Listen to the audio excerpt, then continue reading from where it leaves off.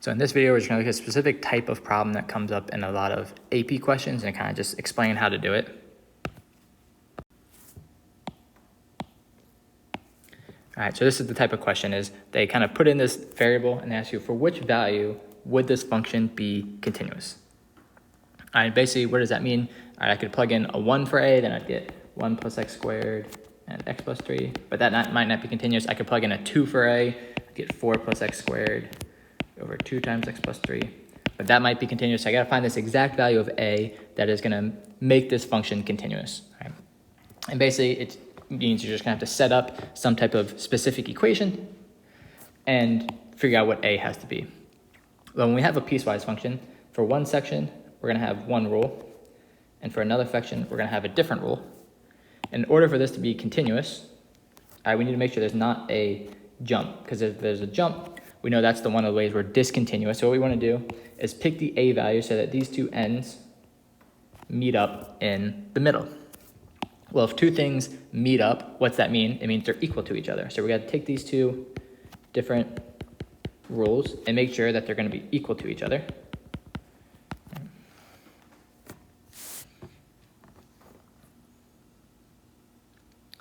But if you look at this, there's an a and an x. All right, so we can't solve this equation for a, but what we do know is where is this going to happen? This is going to happen, this change in rule happens at 3, all right, when x is 3. So right away I can plug in x is going to be 3.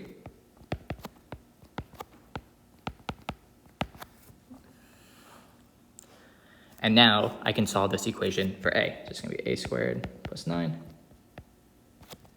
equals 6a. Subtract the 6a over.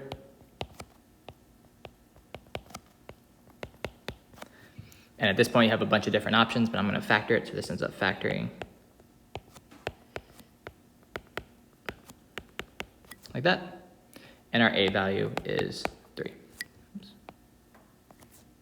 All right, so if I make a equal to 3, these two functions are going to agree at this jump. So if I plug it into the top one, I'm going to get 9 plus 9 is 18. On the bottom, I'm going to get 3 times 6, which is also 18. So that makes them agree there's going to be no jump discontinuity.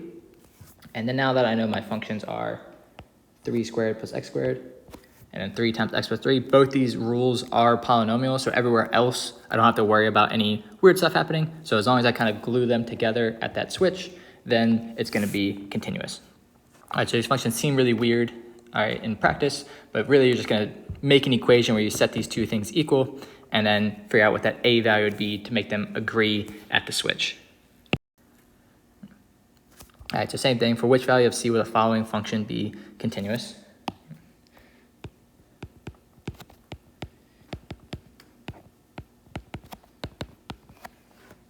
All right, so this one's a little bit different because it's not a switch. You have this one rule that you're doing the whole time, and then just at the value c, we're going to do the different rule there. And we have to make sure that, again, this dot gets moved and kind of fills in that hole.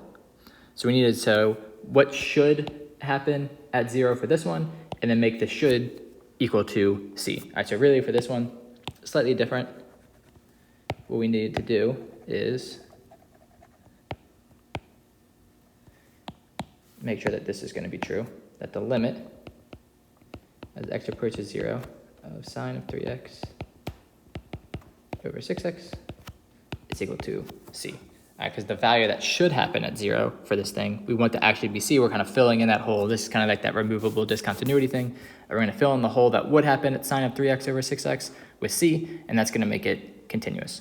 All right, so how do we do this? Well, we have this thing that pops up every once in a while that looks like this at the limit.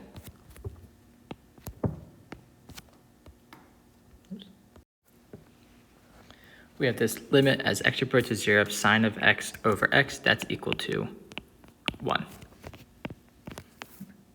And one thing to note is if I change put a 3 in front of both of these, that's not going to change anything because if x is going to 0, 3x is also going to 0. So when I have sine of 3x over 3x, that limit's going to be 1. So I could say that this is equal to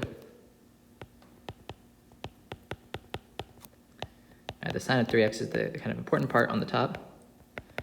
On the bottom, we just want a 3x, and 6 is 3 times 2, so this is 2 times 3x. And this part, we know the limit's going to be 1, so that 2 is going to stay on the bottom, and the rest of it's 1, so that gives us 1/2. Right, so the limit of this expression is going to be 1/2, because it's just basically this yellow thing in the top right with an extra 2 on the bottom. And now we just know that c has to be 1/2. All right, I can't plug in 0 into this, but I can plug in 0 into this constant. So if I just make the constant 1/2, that's what the value should be for that top function, and then everything's going to work. So the top function would look something like this. If I can actually draw. All right, so the top function would look something like this. All right, it has a hole because I can't plug in 0 because of that x on the bottom, but then I make c 1/2 and it just kind of fills in that hole and makes it continuous. All right, so this is like a very common problem on AP exams. All right, now you kind of see how to do it.